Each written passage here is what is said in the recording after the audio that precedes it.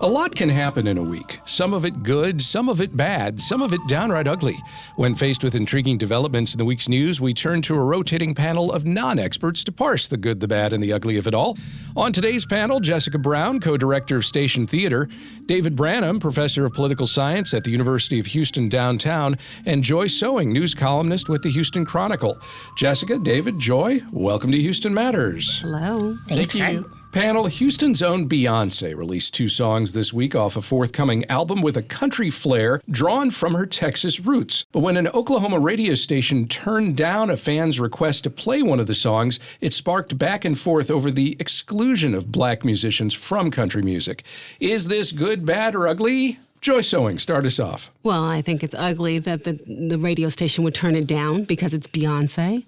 I also think that she has a crazy crossover appeal and that this particular album, which I've only heard the 2 songs because it hasn't been released yet, may open the door for more black artists to be in the country music genre. I think she is showing also that she can play R&B, she can play disco, she can do country, and she's an amazing talent and a great champion for Texas culture, for black culture, and to see her do something like this is pretty amazing. And it also, I think, helps educate people to understand the roots of country music that came out of black culture. I just learned that the banjo came from Africa. To be able to have that education and to teach people the roots of music in this country is special. So bad, ugly, and good for Beyoncé. Good, bad, or ugly? Jessica Brown. Honestly, I'm right there with Joy. I love that Beyoncé is creatively challenging herself and challenging the industry. I finally got to listen to the songs today, and man, I really regret not listening to them sooner because they're very good. Yeah. You know, you can definitely feel like the old country feel to it, which, you know, that's the stuff that I love, 60s, 70s, 80s, like that time frame that has that. But it also still feels very modern at the same time because it's Beyoncé. I don't know. I just love it, and I cannot wait to hear more, and hopefully she gets the appreciation and support that she deserves for this, and of course for everything that she does, because she's a huge advocate for women, for the music industry, and for Houston and Texas, and so it's really exciting. All right, good, bad, or ugly? David Branham. I think it's good that she did it. If there's a barrier there, then knock it down. There we go, David. That's what I'm talking about. If anyone can do it, it's Beyoncé. Yeah. Well, you know, I think it doesn't matter who you are. If you can knock down a barrier, do it. You know, if there's racial barriers, knock them down. If there's gender barriers, knock them down. I'm a freedom person. And that's an ally right there. Yeah. No, I mean, I'm probably the least biggest Beyoncé fan at this table. But I do appreciate her music. And if she can do really good country music, then I don't care if it's Beyoncé or not. I want her to do really good country music. As far as a country music station saying, okay, we don't want to play it because it's Beyoncé, that's just silly. It's just silly is a nice way to put it. But yes, what you should do all the time is look at what's best and reward the best. And if she's the best country music artist that we have, then she should be rewarded for that. And that's all there is to it in my book. If the issue is the idea of an artist crossing over from one genre to another, and specifically to country music, and that it's, you know, a black artist, I would simply say, know your even relatively recent history in country music. First of all, there are figures like Charlie Pride from 60s, 70s, 80s, and beyond who was very popular in country music itself. But then there's also Ray Charles, who recorded a couple of country crossover albums that were huge hits. Yeah. By the way, if you're a young person and you don't know who Charlie Pride is, just go search Kiss an Angel Good Morning and listen to the song. There you go. Or burgers and fries and cherry pies. You won't believe the voice. Let's stick with music. A lot of folks have been moving to the Katy area in recent years.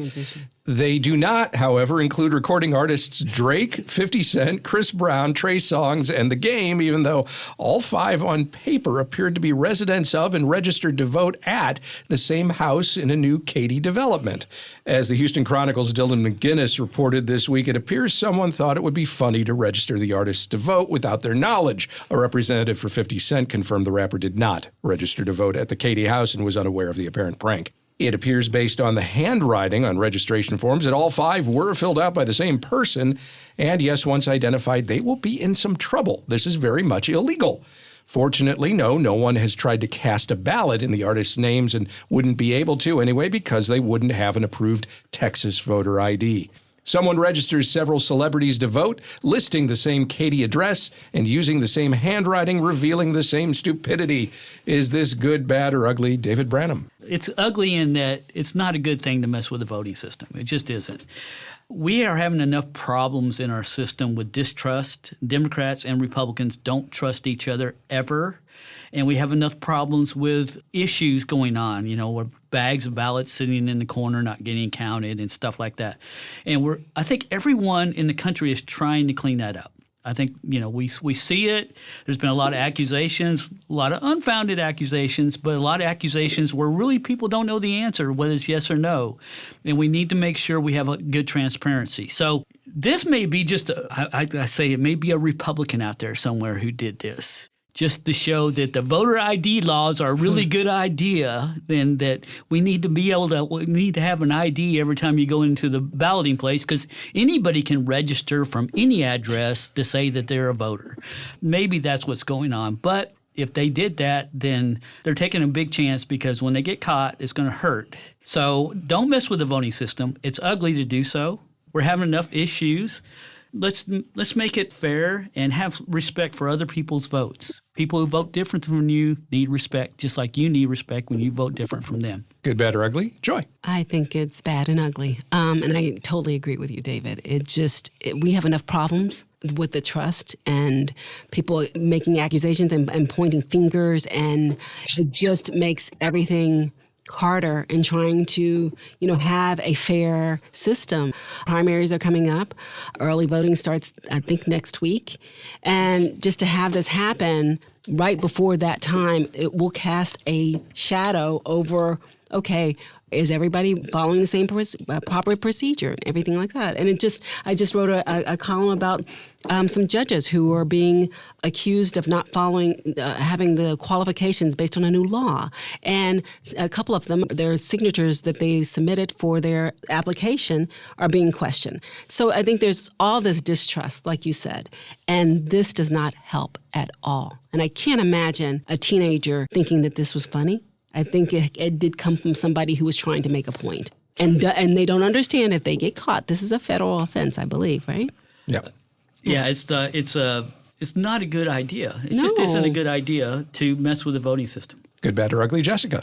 I honestly agree with everything that's been said here so far. But even if it is someone who thinks that they're trying to be funny or trying to make a joke, you're really doing it in the wrong way. We already know that there are issues with the voting system in Harris County, and we don't need things like this to put any more eyes on it than we already have. And in theory, I guess that it could be, I don't know, I just don't find it very funny at all. At all. And it's like, oh, we're going to use all of these names and be really clever. Not funny. No one's ever going to guess that it's us. But you know what? People are going to find out. And we need our voting system to be able to get our voices out there. So don't mess with it. Mm-hmm. I'm just imagining some teenager out there who's a big fan of the music. Oh, well, wouldn't it be really funny if we had all these people living in the same house? And I can't imagine. How do you come to this? I don't think it's a teenager. I really don't. I don't think that. It makes a lot more sense when you think of it as someone trying to prove a point. Just look at the people who they pick. They pick all men and all black men, right? All right. So there's something something weird. Yeah. They're all singers too, right? They're all singers, rappers. Yeah. Not even necessarily somebody that I would have personally thought of immediately. Some of them I get, but Trey Songz, I don't know that I would have come to immediately. Chris Brown? Yeah, yeah. No one put Taylor Swift down there. No, that's true. It seems very specific. Or Beyonce. Yeah. Which would make more sense to being. Because she actually lives in Houston. Right, exactly. Houston area, anyway. Yes. Panel, if you have a valid ID and you were born on February 29th, Rodeo Houston's offering you free concert tickets.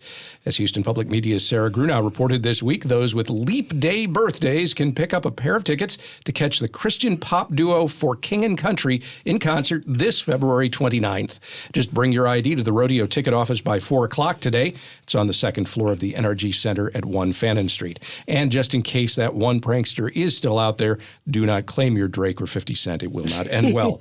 Free Rodeo concert tickets are being offered through today at 4 for folks with February 29th birthdays. Is this good, bad, or ugly, Jess? I mean, I think that it's good from a PR perspective. I don't know that a lot of people are going to use it, but you definitely are going to get some media to pick it up and go, hey, there's this concert. I mean, honestly, I would suspect that maybe one of their lower selling shows. And so this is why we're using this to get PR. It's like, oh, it just happens to be on the Christian night. Right, exactly. Yeah. So, it was like good for them. Good for them for coming up with this and as an idea to, get some more publicity for this show. And, I hope it works because, if you have one person coming that has a free ticket, chances are they're going to bring, a couple of people with them that are going to buy the tickets. And so, from a marketing perspective, it's really smart and it only comes around every 4 years that you can do this. Mm-hmm. All right. Good, bad, or ugly, David? I was figuring, and February 29th comes along every 1,461 days. So that means 1 out of every 1,461 people are eligible for that birthday. Then you have to have an ID. So I'm going to narrow it down to, I think there's about, if I figure right, about 3,000 people in the greater Houston area who actually qualify for this. And so I'm guessing most of them aren't going to go. Exactly. And if they go, they're going to have to buy tickets for other people that they want to go. Mm-hmm. They may balk on that. So I'm going to put the over-under at maybe 100. And I'm betting the under that there'll be under 100 people actually claim this prize. So the fact that it's getting publicity means it's a win for them. So it's a good idea. Unfortunately, it's only good for about 3,000 or so people, and then you get down to for King and Country fans who want to take advantage of the ticket, drive in and get it. Then it's only good for a few. So good on some level. For most of us, it's not up there. All right. Joy? I agree with you. I think it sounds like a good thing, but when you do the math, and I'm glad you did that, it doesn't seem worth the while. I think they should have done birthdays in February and then cap it at a certain number, and do it that way. It does remind me of some of the worst ESPN Sports Center statistics. They used to love to do this on Sports Center where they'd say, he's the first player ever on a Tuesday night when it's raining and he's batting left-handed in the 6th inning to crack a double. And you're like, what? How is that a stat? How is that a stat? It's the same kind of thing. I mean, I think it's a fantastic stat because we didn't have to do the math. Exactly. And hence Craig took away my job. I mean, if you think about it, though, like the fact that they're doing this it's like it isn't about them actually giving away tickets. No, they don't want to give away tickets. They want to get in the media so that other people see, oh, this show is tonight. We should go.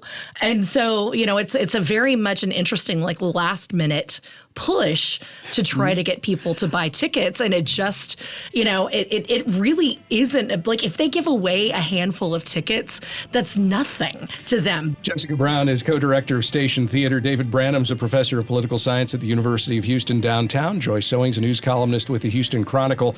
Jessica, David, Joy, thank you very much. Thank you, Craig. Thank you, Craig.